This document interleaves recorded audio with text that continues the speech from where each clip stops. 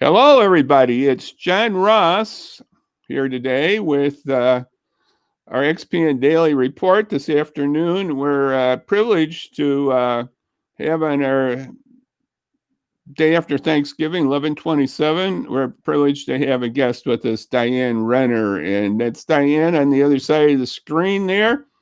And Diane is executive director of the Marie Wilkinson Food Pantry, which I've been acquainted with through Kiwanis and other things. I've acquainted with the other pantries too, but definitely been acquainted with the Marie Wilkinson Food Pantry. And Diane also is a church member with me at the same church. They're in Aurora Presbyterian, so don't ask how to spell Presbyterian. It's supposed to be a toughie. First Presbyterian Church. And just beautiful to have Diane with us. So we're just going to welcome Diane here. Thank you, Diane, for being with us. Thank you, John, for getting in touch with me and wanting to talk about the need in our community. Yeah, and I'll tell you a topic out there. I had a few weeks ago, it's a little while ago now, we had our Northern Illinois Food Bank, Julie Yorko was with us. And I think, yes, that was a very nice visit with her. Very nice. Yes, and she spoke highly of your Diane. And this term food insecurity, I know it's a broad term, but Diane, how does that affect in Aurora, and what have you seen on that front in Aurora with the food pantry? Well, John, the need in our area has tremendously increased, of course. We've seen ups and downs. In April, May, June, and July, we were seeing 4 times as many people coming in to visit us. And then it slowed down a little bit when people were back at work and doing well. And now we're seeing the uptick again, where we're now serving about 3 times as many as we did last year at this time. About 3 times. Mm-hmm. Yeah.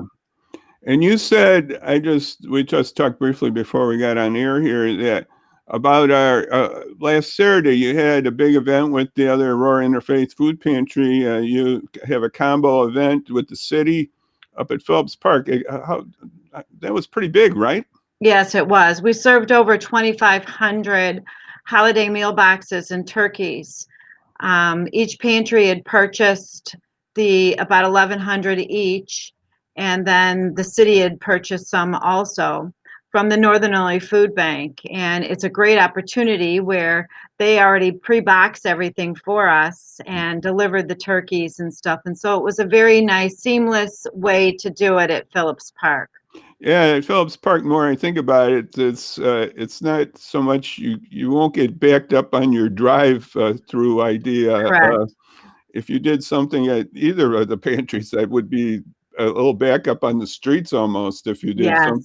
Yeah, so that Phillips has got a lot of advantages that way. Mm-hmm. Except it's a park. It's not. Well, and the logistics were already worked out pretty much because the Northern Illinois Food Bank and the city of Aurora have been having pop-up pantries once a month for about 6 months already. So the logistics was already pretty much worked out. So yeah, we're really pleased to have been able to use that area to do this huge distribution.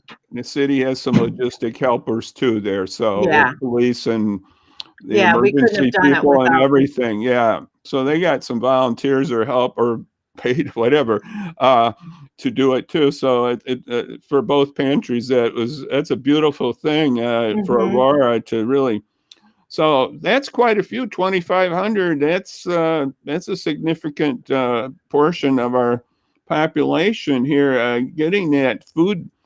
And your work in COVID, I think you told me this last time we did this. I think it was a couple months ago now, almost maybe. I forgot. It was a little while ago that you told me you're going to have special stuff for on drive-through this winter there at your pantry. Explain that again. How you're going to do the pantry during the winter time here coming up. Yeah. Well, as you know, with the COVID, we do not allow any of our guests to come into our pantry anymore. So all the pantries have turned to a drive-through method. And we were having different stations where they drive to one station and they can get their meat and drive to the next station and get their produce and drive to another station and get their non-perishable items and then their deli and dairy and then another station for their bread. But with the winter months coming, what we've done is we installed a awning off the back of our overhead drive-up or drive-through, and we have radiant heaters inside too to keep our volunteers warm as cars drive under the awning, and their trunks are open, and we just put food right into the backs of their trunks. And that has really, we haven't needed to use the radiant heaters quite yet, but we're set and ready for the cold winter months when they come. Yeah, I heard some weather reports. It's going to be up and down in the winter here in Illinois. That's what they said. I don't know. They got about the streams coming and this and that. Yeah, right. It sounds like we're going to get more snow, but we're going to get some heat too. I mean, it's going to be a little back and forth between the snow and a little warmer weather. Right. And I go, that's sort of strange. And Mm-hmm. I remember, I think I went last year. I've gone out to California. I remember right in December, everybody was about 60 degrees at Christmas. I go, wow, that's like California here. It was about 60 or 70 out there. And I go, wow, it's getting 60 on Christmas is something else. Of course, then we had a good snow right before that, if I remember right, in October there around Halloween or something. So, and then we got hit again later in January and February. So Illinois goes up and down. We've had It that. does. So that's one thing you got to be prepared for, and you're doing that. That's really beautiful. Yeah, and the awning will always be of great use for us because it's also an area where our food trucks come in and we unload into the pantry. And this way, even in the summer months and the rainy season and stuff, the awning is going to be a permanent fixture that is just going to be a very beneficial and enhance our operations every day of the year. Well, that's great. That's a good thing. One quick thing here I just wanted to ask. I know you probably got a lot of this worked out, but what on the we'll talk about the Giving Tuesday in a second, but what's is there a volunteer needs at all right now, or how's that looking for you at the pantry? That's really a hard thing to answer, John. We don't, of course, we need more volunteers. Right. The problem is we don't want a lot in our building as well. Right. And we want to be, socially distanced and safe and secure with our volunteers as well. So we have a number of people that are very regular and volunteer throughout the week and have set times, and people are comfortable that they're around the same people that they know and that they're comfortable with. So whereas we would love to have more volunteers, we really don't want to take a lot of people that we're not familiar with as well. We're trying to be as safe with that as possible. Well, yeah, everybody's, I'm sure, watching how they do things, and what was I going to say? Oh, you are putting together boxes too, right? Yes. It's same idea, but you're at the Northern Illinois Food Bank, but you're doing it at the pantry here, right? That's exactly right. Yeah. And we do have different groups that come in the evenings to help us pack those boxes. And we only have one or two of our volunteers from the pantry there, but the group comes with people that they're comfortable with and familiar with. And so that kind of works out nice too. And you said you're seeing, how many more would you say you're seeing about at the pantry right now and coming through? Well, during the high point of COVID in the summer months, we were seeing about 4 times as many people as we did last Okay, year. okay, And then it went down to about twice as much, and okay. now we're inching back up, and right now we're at 3 times as many people as we were serving this time last year. And we're prepared and ready to see that climb back to 4 times as many. I'm assuming, and we're prepared for January, February, and March to be about the same numbers that we had during the high COVID time in the summer. Yeah, probably the winter here is going to be, yeah. Hmm. And I noticed in the newspaper, and you're working on that outside garden again. You're going to get that going Yeah, a we're long term, well, expanding more that. like 5 years or something. You're going to have Yeah. an agreement. Yeah. Was there an expansion to the garden, or is it the same size? Or I forgot. I forgot what the I'm reading was. sorry? Was there an expansion on the garden, or was that Yeah, just we just required 2 more additional lots, okay? and I'm making plans for divvying that up for Yeah, people to be able to. is that right at that location, or is that another locations? It's actually on the same side of the street as our other 3 lots, but there's 2 houses in between now, and then there's 2 other lots. So Okay, it's okay, across from our main headquartered right. pantry. So they're going to be in the same general Yes, location. yeah, yeah. As Okay. a matter of fact, the city calls this the Marie Wilkinson subdivision. I understand what you're saying. And Kiwanis had one of their first meetings since the pandemic. We haven't had many meetings since. We should do more Zoom. I really think we should. But we had an outdoor meeting there, and that was real nice and showed off the garden work there that you have been doing. Uh, Yeah, that was a so nice luncheon.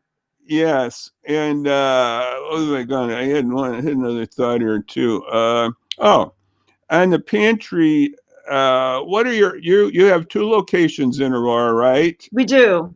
And what's you have the east side at the East Aurora High School, and why don't you just give us the time frames for both of your locations here? Okay, sure. At our West Pantry, which is 834 North Highland, we served to the community on Wednesdays from 12 to 2 and on Fridays from 1 to 4. In our East Pantry, which is located in East Aurora High School, is operating on Saturdays from 8 to 11. 8 to 11. Yeah, so we have 3 days a week of distribution. And hopefully down the road, you might do that in-house high school distribution too. Well, you mean for the students? Yeah, Once kids come back to school and the school's comfortable with us, right, bringing the food back down, we would love to be able to start that program up again too. That was a right. wonderful program.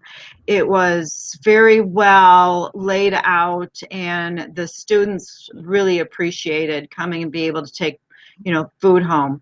I know Kiwanis and other groups volunteered several Yeah, times to help out with your pass out of that food. they And sure do. that was several hundred right there, I remember. Exactly. So that was pretty awesome. Well, things are coming up around the corner here. It's getting around Christmas time. Everything's moving here. It's just moving fast. I got a lot of things coming up here, mostly Mhm. health related. I hate to say That's that. right. Well, Appointments. I don't know. But anyway, uh, as we you have, know, Thanksgiving was yesterday. We're yes, back at it today. We're right, gonna be serving again tomorrow, right. and we're gearing up for Christmas. Yes, Christmas is just around the corner, about 1 month away, Mhm. or a little less than This one is a month, actually. recording. And we have something coming up next Tuesday. It's called Giving Tuesday. I got a few things on it online here I dug up, but do you want to explain a little about Giving Tuesday? Well, Giving Tuesday is a national day of giving funds to a charity of your choice. And as you know, there's many charities out there that are all, well needed and appreciated for everyone. Giving Tuesday is a big day for people to give back. It's after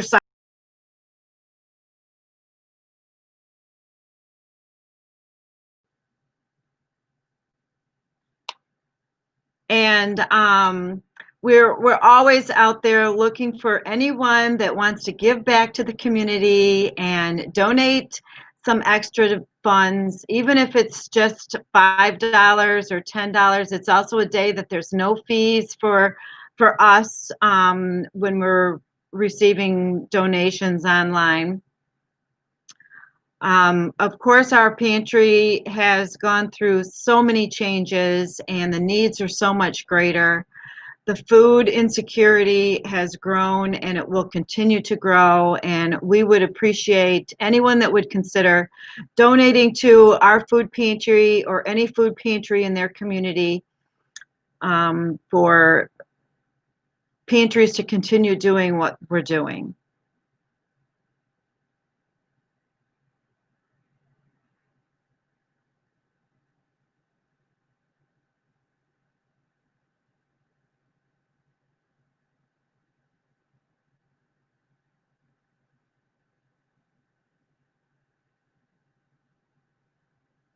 In the corner, and we switched around here. I don't know why that happens, but it switched. We're a switcheroo here.